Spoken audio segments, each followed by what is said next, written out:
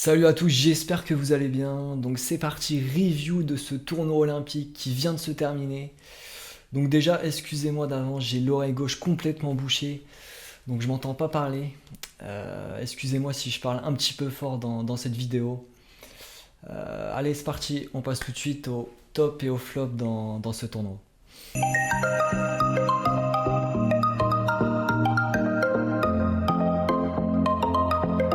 Allez, c'est parti. Le premier top pour moi dans ce tournoi, c'est l'Italien Lorenzo Musetti, donc médaillé de bronze, qui perd en demi-finale contre un très bon Novak Djokovic.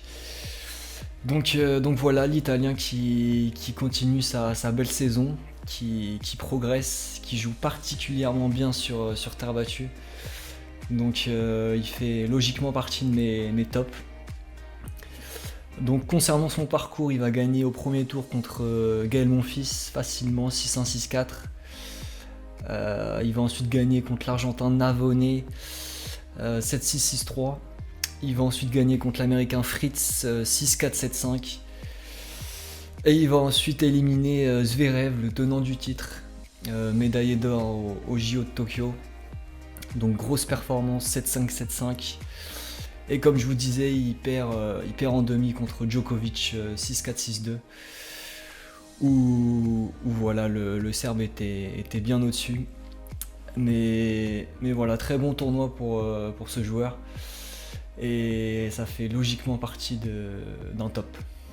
Le deuxième top, c'est le Canadien Félix Auger-Aliassime, donc qui commence à reprendre confiance petit à petit. C'est vrai qu'il a eu un gros passage à vide pendant quelques mois, mais il commence à reprendre confiance depuis le tournoi de Madrid cette saison. Donc au premier tour, il va éliminer l'Américain Giron 6-1, 6-4. Il va ensuite écrabouiller l'Allemand Marterer 6-0, 6-1. Il va ensuite gagner contre Medvedev 6-3, 7-6, donc assez logique, hein, le Russe qui n'est pas bon sur terre battue. Il va ensuite réaliser une très grosse performance contre Casper Ruud 6-4, 6-7, 6-3. Et malheureusement, il va perdre en demi 6-1, 6-1 contre Alcaraz. Donc score sévère, j'ai pas vu le match malheureusement, mais score très très sévère. Allez, on passe au flop dans ce tournoi. Le premier pour moi, c'est évidemment le tenant du titre, Alexander Zverev, qui s'incline en quart de finale contre l'Italien Musetti. Donc voilà, contre-performance évidemment pour l'Allemand, qui visait, je pense, minimum la médaille. Et au final, qui repart bredouille. Donc au premier tour, il va gagner contre l'Espagnol Munar 6-2, 6-2. Ensuite contre Machak 6-3, 7-5. Ensuite contre Popirine 7-5, 6-3. Et malheureusement, il va perdre contre Musetti 7-5, 7-5. Et voilà, il gagne même pas un 7 sur ce match. Donc compliqué. Il manque encore de régularité. Et c'est dommage parce que il joue bien sur terre battue. Il était finaliste cette année à Roland Garros. Donc je m'attendais à mieux pour ce joueur sur ce tournoi. Mais malheureusement, il s'incline en quart de finale. Le deuxième flop, c'est le Norvégien Casper Ruud, donc que je voyais aller un petit peu plus loin. Donc là, il perd en quart de finale également contre Auger-Aliassime. Et je le voyais gagner une médaille personnellement. Mais voilà, comme Zverev, il manque de régularité. Et voilà, on va voir son parcours ensemble. Il gagne 7-5, 6-1 au premier tour contre Taro Daniel. Il gagne ensuite contre Vavasori 4-6, 6-4, 6-3. Il gagne ensuite contre Cerundolo, un joueur qui monte en puissance sur terre battue. 6-3, 6-4, donc belle victoire quand même. Et il perd contre Auger-Aliassime en 3-7. Donc voilà, il fait pas un mauvais match, mais voilà, je l'attendais minimum médaille de bronze. Le troisième flop, ou plutôt les troisièmes flops, c'est évidemment les Français. Donc voilà, les JO en France, on n'a pas eu une belle performance française, c'est vraiment dommage. Donc leur parcours, Arthur Fils il perd au premier tour contre Arnaldi. Donc match compliqué quand même, hein. C'est pas une contre-performance en soi. Mais voilà, il arrivait en pleine confiance avec une victoire à l'ATP 500 de Hambourg. Donc je m'attendais à mieux de sa part. Mais voilà, il perd contre l'Italien en premier tour. Moutet, il perd lui en 8ème de finale. Donc il perd contre l'Américain Tommy Paul, qui n'est pas un joueur de terre battue à la base. Donc je pense qu'il aurait pu faire autre chose. Donc dommage, même si au prochain tour il jouait Alcaraz, donc ça aurait été beaucoup plus dur.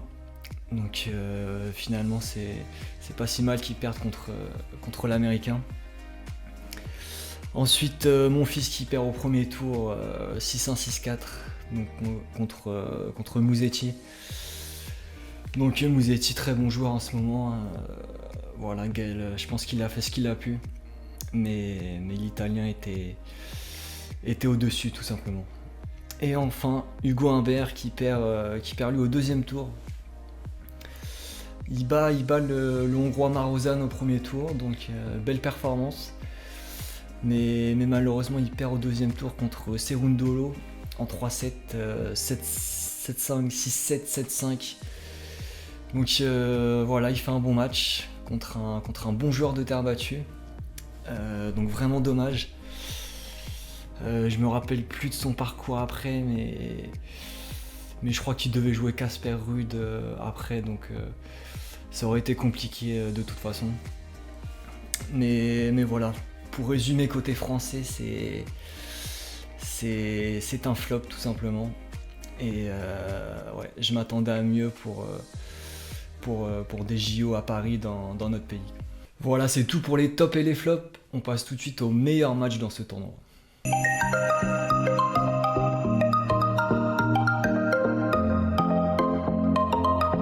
Allez, c'est parti, premier meilleur match, c'est le quart de finale Zverev-Musetti. Donc comme je le disais, très grosse victoire de l'Italien, 7-5, 7-5. Donc qui a été plus solide, moins de fautes directes, qui a mieux servi que son adversaire. Et voilà, on va passer rapidement sur ce match. Le deuxième meilleur match, c'est Ruud Auger-Aliassime, donc quart de finale aussi. En 3-7, il n'y a pas eu beaucoup de matchs en 3-7 dans ce tournoi. Donc voilà, belle bataille. Ruud qui va relancer le suspense au tie-break du deuxième set pour offrir un troisième set à Auger-Aliassime. Donc voilà, on va regarder les statistiques, beaucoup plus de coups gagnants pour le Canadien. Voilà, il a mieux servi aussi. Et je pense qu'il mérite sa victoire. Et en tout cas, ça fait plaisir pour ce joueur qui manquait de confiance. Et donc voilà, ça va le lancer pour la suite de la saison.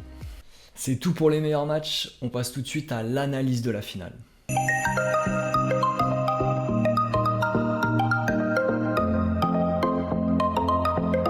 Allez, c'est parti, analyse de cette finale des Jeux Olympiques.